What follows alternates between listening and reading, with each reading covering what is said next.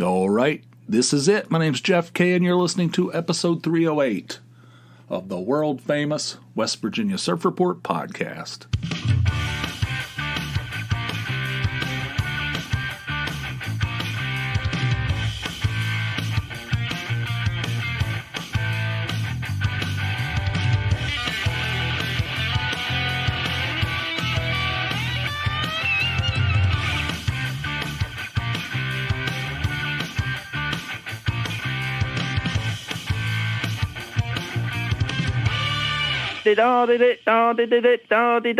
And we're back broadcasting once again from deep underneath a nondescript home in suburban Pennsylvania.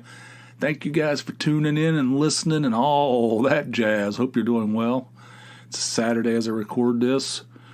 It's kind of a weird Saturday. You know why? Because I told you guys Tony went back to work after like a 4 or 5 month layoff where she didn't have a job. So she finally went back, and I give you 3 guesses what happened almost immediately. That's right, she has COVID. So she has, I don't know, seems like a mild case. I don't know. I hope nothing changes. A couple days ago, she didn't sleep very well. She was cold. I said, I think you're running a fever. It's not cold in here. What the? So she resisted, of course. She didn't want to take her temperature. She didn't want to do a COVID test. I said, why don't you take a COVID test? She started getting like a headache. I said, you got some telltale signs kicking in. She goes, I don't do that. I don't know. She's very difficult to deal with when it comes to that kind of stuff. So she finally did. I finally broke her down. I said, you got to find out what's going on. If it's just a cold, then you'll know it's just a cold. But if it's the virus, then, you got to do something else. I mean, I don't know. I mean, you still have to write it out just like you do a cold, but at least we'll know. Information is power or something. Is that right? Is that what it is? So anyway, she did a home test, and it came back positive. She didn't believe it, so she took another test, came back positive.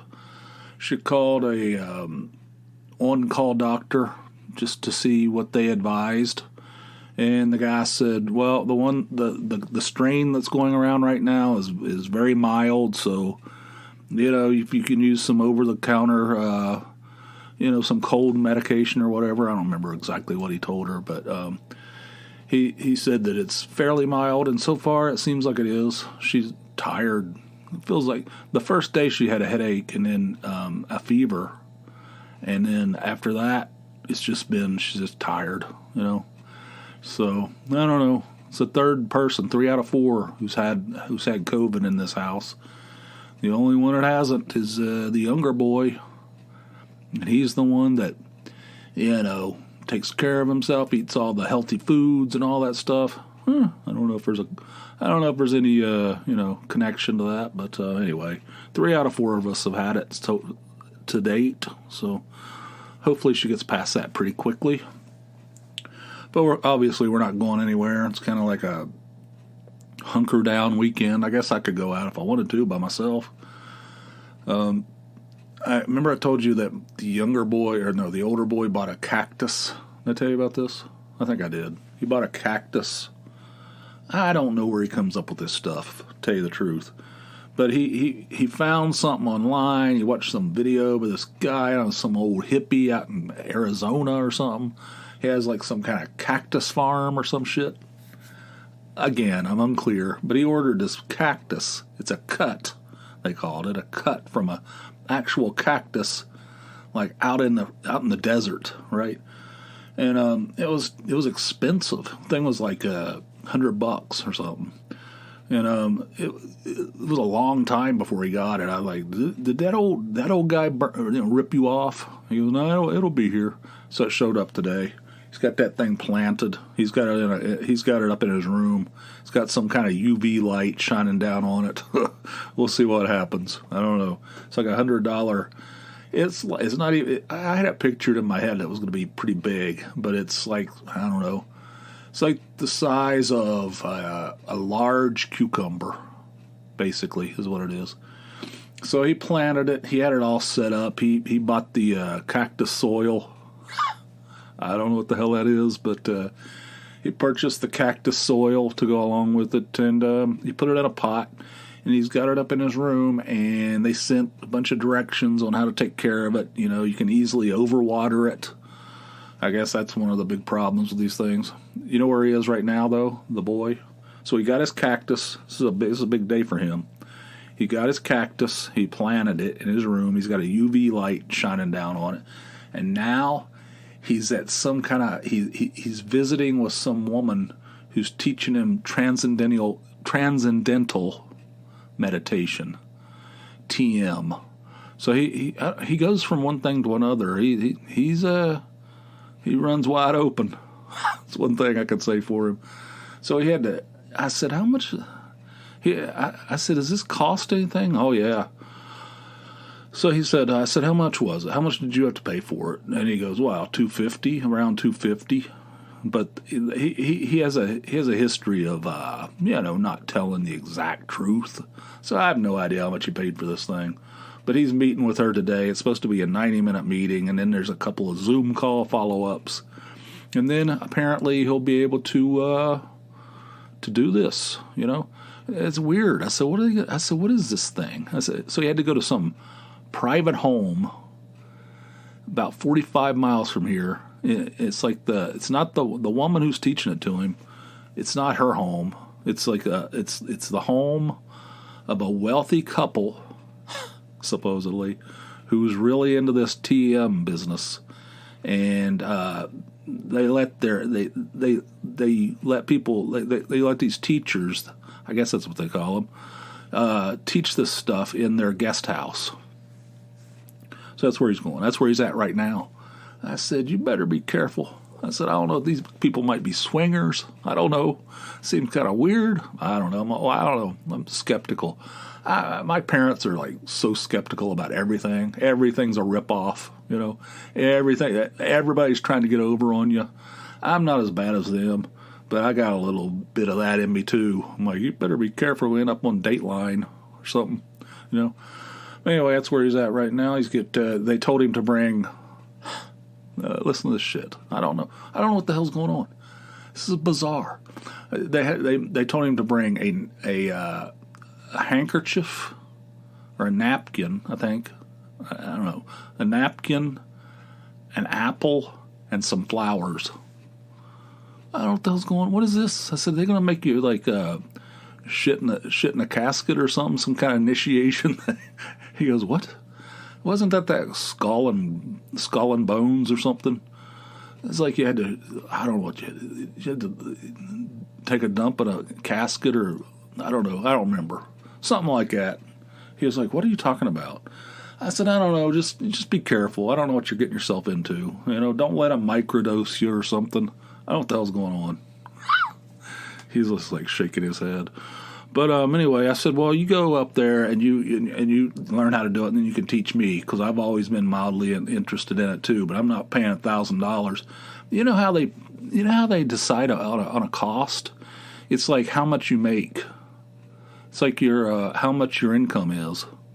There's like levels. There's like a student fee, and then there's like there's different, depending on how much you make in a year. That's how they decide the cost. Isn't that weird? I'm not paying $1,000. There's no way. I mean, that shit's never going to happen. I just can't see it ever happening. But I said, you can learn how to do it. You can bring your napkin and your apple. And you can drag a casket in here and show me how to do it. You know, man he bounces from thing to thing, and running wide open. I'll follow up with you on a future episode how it went. So the last episode, which was a Patreon episode, I was going to do a subject. I jotted down. Tony and I were talking about this. I saw this article that said that In-N-Out Burgers is going to expand into Tennessee, which I don't think they might be in Texas, like east of the Mississippi. I don't know. I think they have stores or restaurants in Texas. But I think that, this is definitely, Tennessee is definitely the farthest east. They're basically a California deal. And and so they're going to go into Tennessee, and everybody's all excited about this stuff. Every time there's like something like that you can't get any, there's scarcity. You can't get it. People are like, oh my God, this is the greatest thing ever. And they get all whipped up. Whenever they have like Yingling Lager, or Yingling, I guess, not just lager, but Yingling Brewing goes into a different state. There's like, oh my God, it's happening, I mean, I love Yingling. I mean, I'm a long-time proponent of the Yingling Brewing. And the Yingling Lager is a good beer, but I don't know. It's not, I don't know, whatever. And I'll tell you what, there's been a couple of restaurants, fast food places around here, or just restaurants, chains, that people are like freaking flipping out about. They're like, oh my God, this is the greatest. I can't believe this day has finally arrived that an IHOP is going to... I was like, what the hell's wrong with you people? IHOP. Are you serious? You're getting excited about that? They did. I mean, it caused an uproar, I mean, it was causing traffic problems, They opened an IHOP in Wilkes-Barre, and there was like the same thing happened when there's like Popeyes fried chicken. I was like, Popeyes? I said, what the... That shit's garbage. I mean, I don't want to be negative, but what the hell are you guys getting excited about that? I said, it's just the scarcity part of it, You don't have access to it. It's something you've heard of, but you've never been there. It's all big. It's all mysterious, and you think that stuff that's in other parts of the country is always better, Why? Why do you think that? I've lived in places with the IHOPs. They're fine, but there's nothing to get excited about. I'm not going to be losing sleep about it. Oh my God, there's going to be an IHOP over in Wilkes-Barre, in just a month's time. Oh God, I'm just tossing and turning, just thinking in anticipation of that IHOP. What up? And Popeyes sucks. I mean, you can pack that. That stuff, that place is bullshit. People are all excited about that. That chicken sandwich that they came out with that said it was better than Chick-fil-A. Woo, that makes me laugh. That salt bomb, that ball of salt, that shit sucks. All right. But there was an uproar about Chick-fil-A too, I have to say. But I like Chick-fil-A, so I endorse that excitement because Chick-fil-A is it's worthy. I know there's some controversies about that from people that don't know what they're talking about. Or there are people that want to believe various things. I don't want to get into politics, but all I know is all the food is really good. It's fresh. It's good. It's expensive though. I was excited when Chick-fil-A. I couldn't get in there though. It was so damn crowded. Anyway, so that's what we were talking about. In-N-Out's coming to Tennessee. People were whipped into a full frenzy, and that place also overrated, in my opinion. And that's what I was going to do. I jotted down some other things that I feel, in my opinion, are overrated. I mean, In-N-Out has like some kind of cult following, and people, just because you can't get it, that's the thing. If you can't get it where you live, it's got to be something. I mean, it's got to be magical, right? I don't know what you're basing that on. I mean, their burgers are fine. It's a fast food restaurant, That's what it is. I mean, it's not. What are you expecting from? I don't know what you're expecting. The burgers are fine. I don't have any problem with the burgers. The fries are terrible. They cut them by hand in front of you, and I don't know, that's supposed to be better by somehow, I don't know. But all I know is they taste like you're eating chalk sticks, I mean, it's fine. I mean, it's not bad. I'm not saying it's trash. It's not like Popeyes. It's fine. But people will tell you it's the greatest in the world, In-N-Out. It's not. I mean, I lived out in California. There was one, I don't know, 2 miles from our house. Rarely did we eat there, There was one in Burbank, and I used to go there sometimes for lunch because there wasn't, had limited options. So every once in a while I'm like, all right, I guess we'll go back to In-N-Out. So, I mean, I ate there sometimes. I didn't hate it, but I don't know. It's not something to get super excited about. So I jotted down some other things. And these are the things that I jotted down the other day, just off the top of my head, that I believe are overrated. Number one, In-N-Out Burger. Did we already talk about that? Okay, In-N-Out Burger. Second, chicken wings. Give me a break. What is the cult following to that crap? Chicken wings. There's like no meat on there. It's just skin and tendons and shit snapping. You're like biting. You ever see those people eat those things and they like do this thing where they eat that knot of I don't know what it is, tendons and shit up at the top and bottom, and they suck that thing and it's just like a shiny like a shiny bone at the end. That's grotesque. I mean, what are you, just like an animal or something? What the hell? That stuff's no good. It's just, what is it? Just like some kind of like a hot sauce transport system? I don't know. I never have liked them, and I never will, and I don't understand how everybody loves it. Oh, God. You haven't had I'll tell you where you have to go. You have to go to Roscoe's over in Kansas City. Like, what the? Well, you haven't had those. Well, if you haven't, I mean, you say you don't like it, but you haven't had Jimmy Joe's over in, like down in Mississippi. That's right, Mississippi. No, you can take that, jam it. That stuff sucks. Chicken wings, never have been a fan, and I don't understand it, and it's not good. There's nothing positive about it. I don't like anything that you have to dismantle. So, and chicken wings don't have any meat on it. And I don't. You know what else I don't like? I'll tell you another thing. I don't even have it on my list, but it's closely associated. Ribs. Everybody says they love ribs. Oh, God. I'm just going to have to go in and get a big rack of ribs. Ugh. That shit tastes like bologna. And it's also slathered in sauce. I think people just like the sauce. Why don't you just take a big drink off the bottle? Why don't you just go get a bottle of barbecue sauce and just take a couple of glugs off that bitch? Ribs are no good. I'm not buying in. Just because society tells me I have to eat them. I mean, I could eat them if I wanted to. I mean, it's not grotesque, but it's not good. It's not something I'd crave.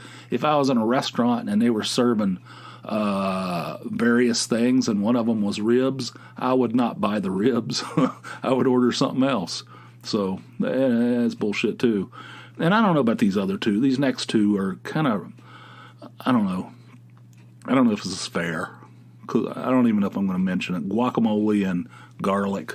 I don't like either one of those things.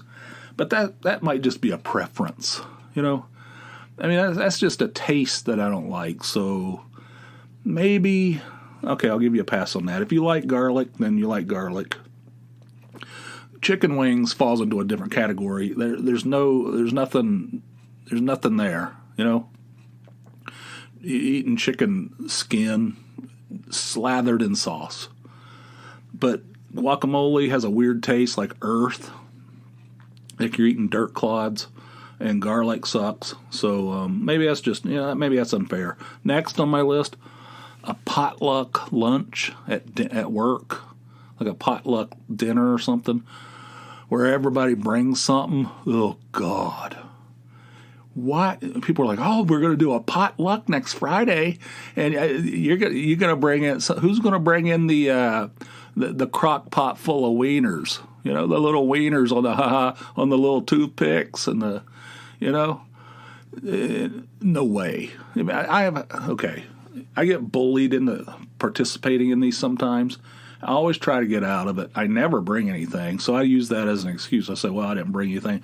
I don't feel comfortable eating other people's food. When I didn't participate, I didn't contribute to the thing. And this goes back years. This goes back to, I don't know, Atlanta, at least. I don't know. I mean, I don't know if I'm neurotic or paranoid or what. I don't know what kind of I don't know how clean people's kitchens are. I don't know if there's like cats and who knows running around. There's like dog hair flying around. Maybe they have pet pigs. I mean, people have pet pigs. I don't know what the hell's going on, but you don't know. In fact, several years back, I got bullied into participating a little bit, and I had all right. All I did is I said, well, maybe I'll have a brownie or something. So I felt like I felt like I was bullied into it.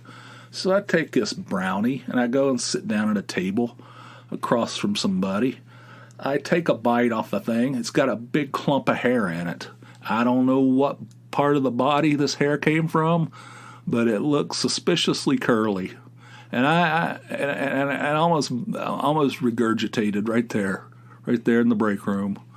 I mean, that's what I'm afraid of. See, and they're like, no, come on, knock it off. What's wrong with you? I mean, these are our coworkers. I said, yeah, look around, take a look.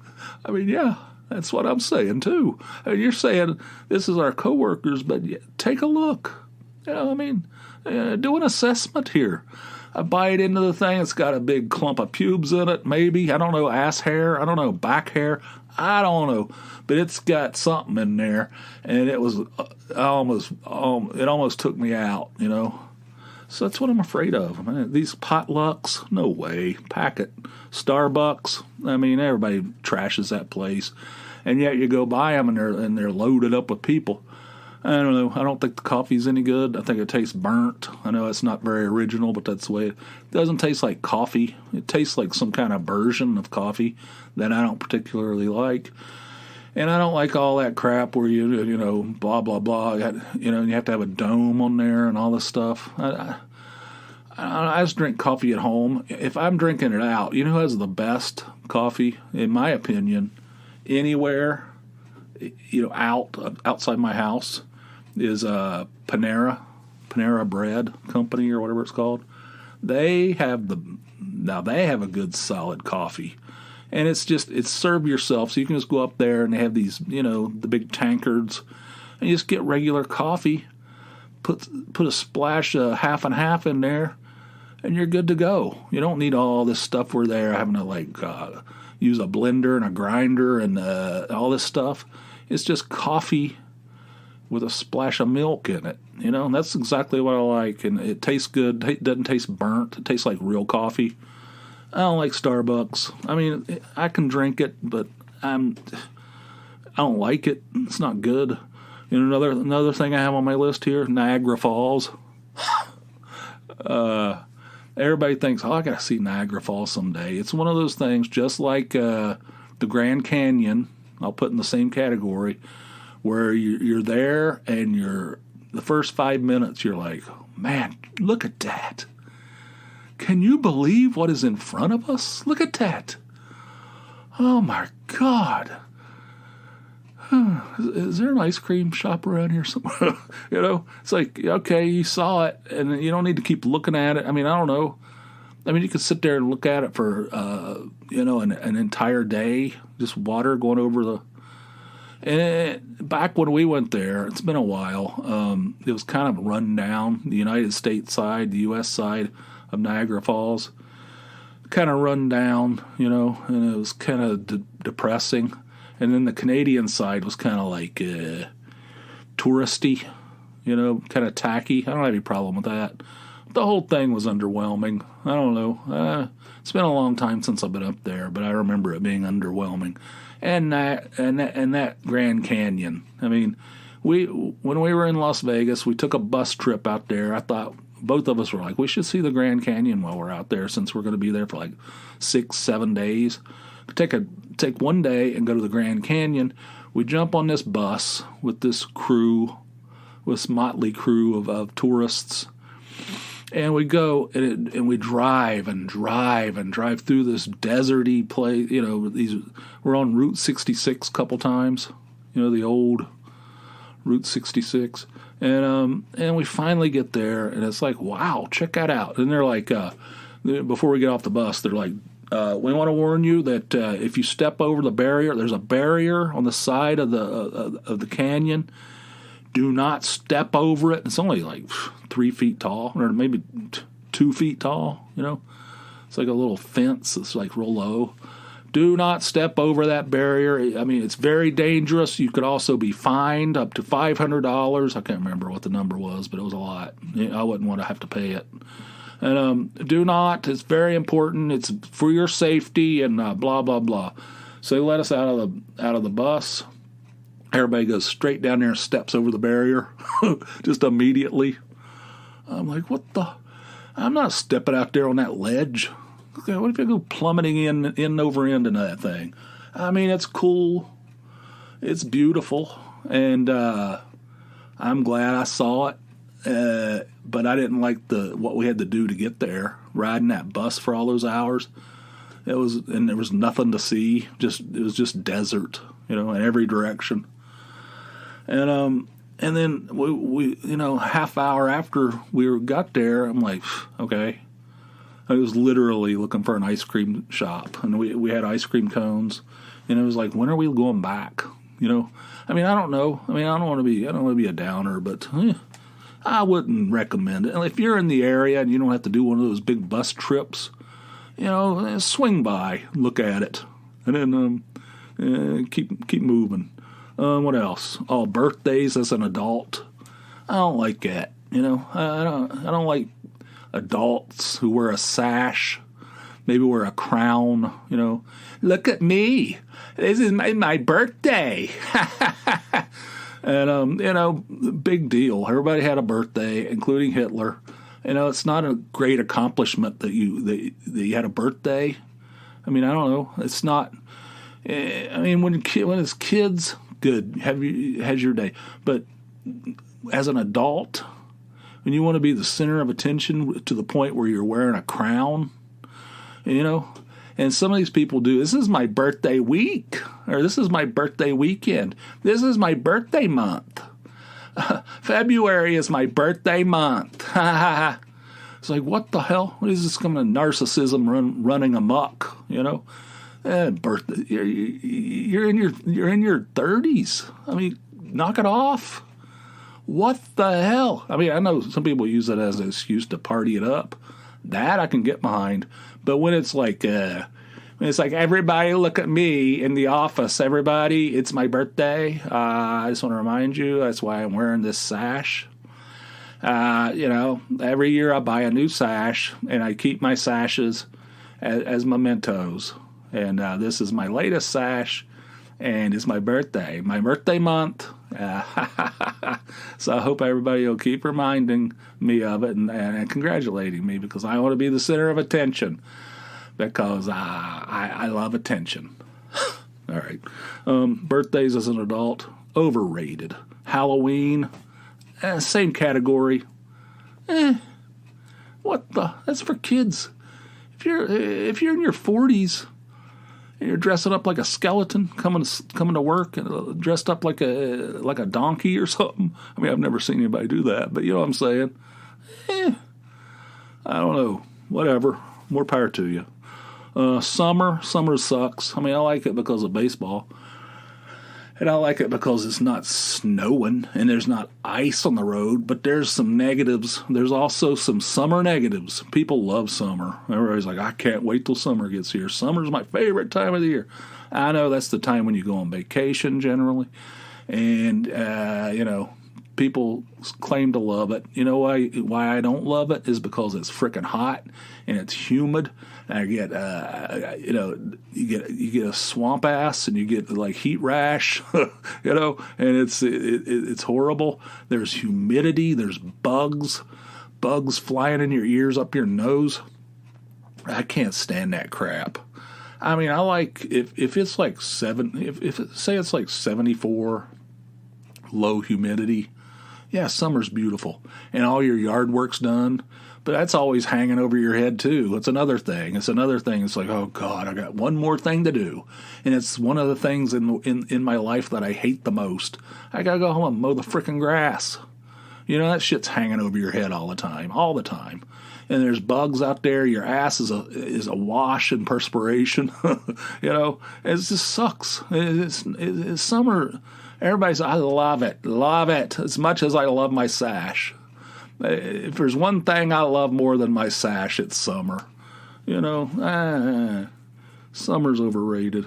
What else? Solo travel. You ever done that? Where you go on a trip, like a vacation trip, by yourself? I did that one time, and I'm never say never, but I don't plan on ever doing that again. I went to Long Beach Island by myself. I can't remember what was going on. There was a year, it wasn't that long ago, it was maybe like 5 years ago. Something was going on, probably having to do with one of our boys, where we were not able to leave them alone, right? I can't remember the details, but Tony said, we can't leave them alone. We can't go on vacation together. And I agreed. So she goes, I think I'm going to, how about we just do like separate trips? I said, how the hell is that supposed to work? I said, what are you just going to go to the beach by yourself? Yeah. But she went down to Myrtle Beach. She flew down there, I think. And then her sister met her there. So she was with her sister. So that was kind of a cheat. She didn't do the full solo, So she was in Myrtle Beach with her sister. And that's the place, that was the first time that she stayed. There's this place that we always stay at in Myrtle Beach that we love. And that's how we found it. She went down there and she stayed at this place. And she told me how great it was. And then we've always gone there. But anyway, so she was with her sister. So that's not real. It's not solo travel. On the other hand, I went to Long Beach Island by myself, literally by myself. I was listening to this Tom Petty CD over and over and over again. I can't remember the name of it. I can't remember. I have dementia. It's Long After Dark, I think is what it's called. Long After Dark, kind of a reddish cover. It's one of his lesser known, and for some reason I was like hooked on it, and I still love it. It's a great album. And I was listening to that thing over and over and over again as I was out on this island. It's kind of like a fake Myrtle Beach type deal, touristy, But it was early in the year. Some of the stuff wasn't open yet. And it sucked. I mean, I didn't have any fun. What am I going to do by myself? I was trying to write some kind of book deal. I was trying to write a book. So I thought I could go down there and just open my laptop and, stare out at the ocean and just crank out some chapters. That thing was terrible. The whole week. I don't know how long I was down there. It wasn't a week, but it was a few days. I did not have any fun. I miss Tony. I mean, you got to have somebody to do stuff with. I don't like just going down there by myself. It sounds great in theory. In practice, no fun, and it cost a lot of money. Very expensive. That place, I don't like these northern beaches up here. I don't like them. The southern beaches are far superior. So that's another one. Northern beaches overrated. I don't know. It's a blanket statement, but I don't plan on doing any more solo travel. Not fun for me. And the last thing on my list, I have it as the beach. But in the old days, I used to have an attitude about the beach, right? And I'll tell you, when I was a kid, we used to go to Myrtle Beach almost every summer. And sometimes we would go to Daytona Beach in Florida. And I liked being in Myrtle Beach, and I liked being in Daytona, but I did not like those long days literally on the beach. That's what my parents would do, and I think a lot of people do that. They go to the beach, and then they go in the morning, they have breakfast, they go out on the beach itself and spend the entire day down there in the sand in the sun beating down on you. And I don't like that. I don't like that part of it. I've never been. You got your ass crack packed full of sand. When you get back, and it's all up. It's all in your crotch and whatnot. And it's hot, and you get sunburned. And it's I don't like. It's too sunny. There's too much sun. And you go out in the water, and everybody's like, oh, you go out in the water, and there's shit wrapping around your legs, and you think what is this, is this tentacles? What, it's like, oh, God, there's stuff, I don't know, you're afraid you're going to step on some kind of jellyfish or something, one of those, I don't know, things that look like rocks, but if you step on it, it'll send you straight into cardiac arrest. And I don't need any of that. I'm not into that. That's the part. But the way Tony and I do it, I love the beach. The way we do it, that is, we walk. We take long walks on the beach. So we're not down there for hours and hours and hours. It's sitting on a blanket, We take a walk along the water's edge. It might take us an hour or hour and a half, and then we go back to the room and cool off, and then and then at night we go back down there and have another walk after as the sun's going down. It's beautiful. There's a whole different vibe down there. There's not as many crazy people down there throwing frisbees and whatnot. And then you go up in the evening, have adult beverages, sit on the patio and look out at the ocean. That's the way you do it. You don't go down there with a blanket and sit in the blazing sun with sand all over your body, and tentacles wrapped around your legs. So I used to think the beach sucked. That part of it, the beach itself. But now I have a different opinion on it. So that's another thing I used to think was overrated, but now I like it. So you can make of that what you want. All right, so you guys can share your list of things, what you think is overrated. What do you think is overrated? It can be anything. Don't say the Beatles. If I hear somebody say the Beatles, that's such a cliche. I just think the Beatles are just overrated. I just don't think they're all that great. All right, Mr. Contrarian. That's so original. I've never heard anybody say that before. Whew. I'm just going to take something that everybody loves, almost universally, and I'm going to say I don't like it to show how smart I am. And you guys might accuse me of doing that with chicken wings, but that is a genuine opinion. And I think there's other people that believe the same as I do.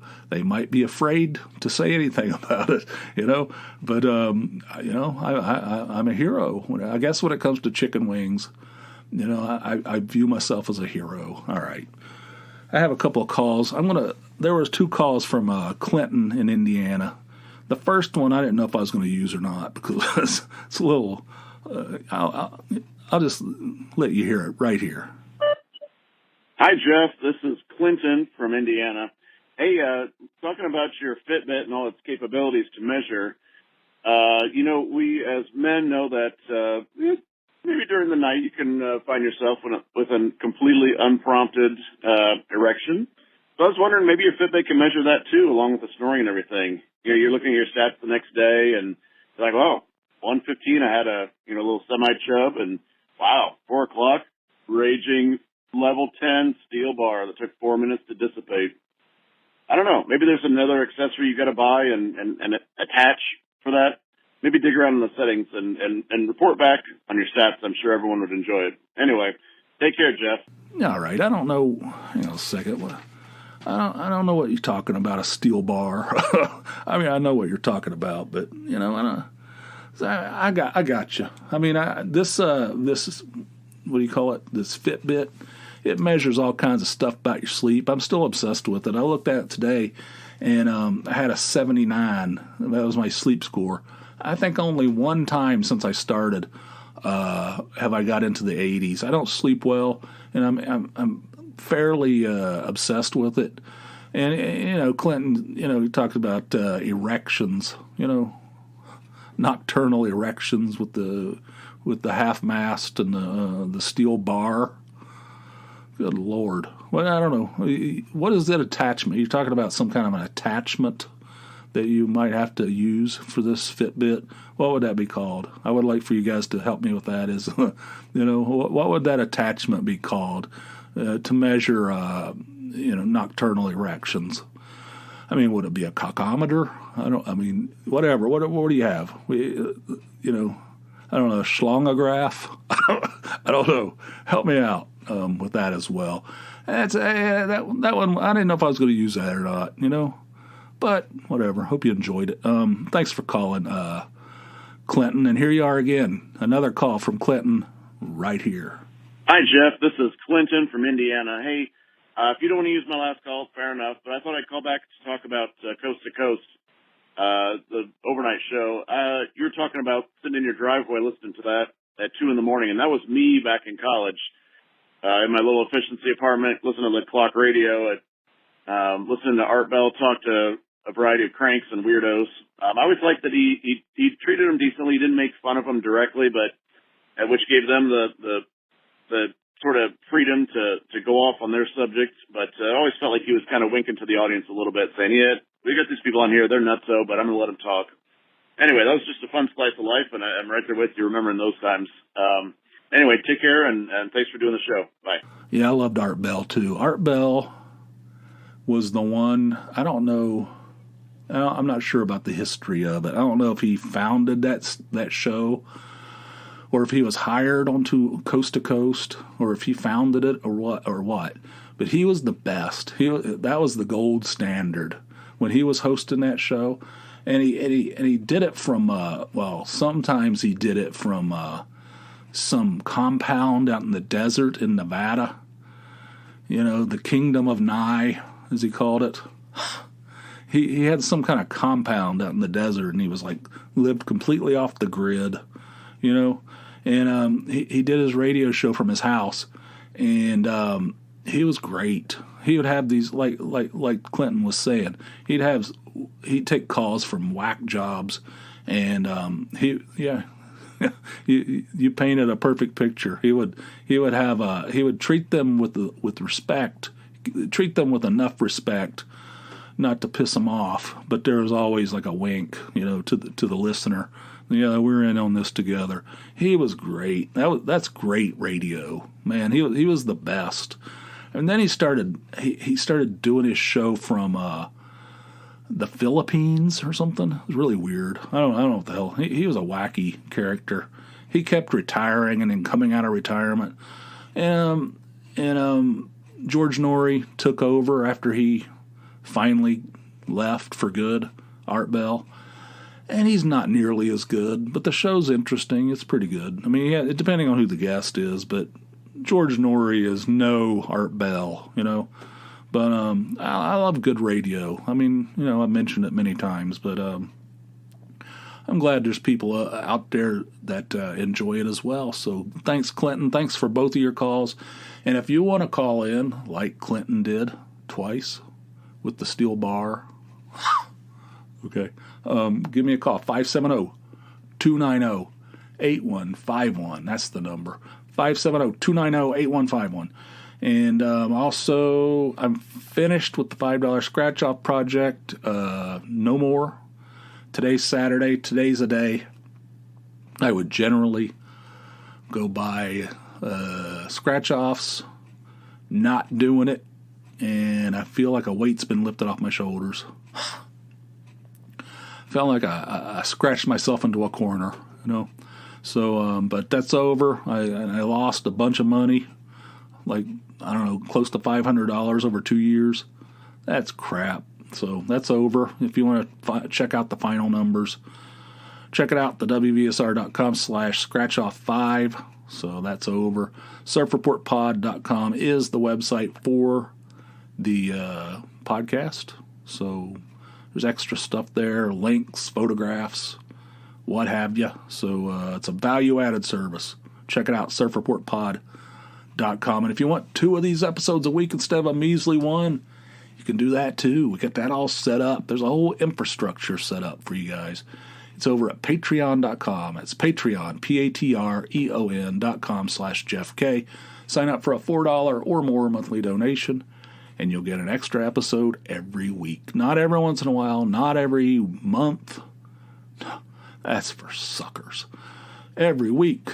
So it's easy to do. $4 a month will do it. patreon.com/JeffK. Thank you guys for listening to this. Hope you enjoyed it. Until next time, which will be over on the Patreon side, you guys have yourselves a fine, fine day. I'll see ya. Bye.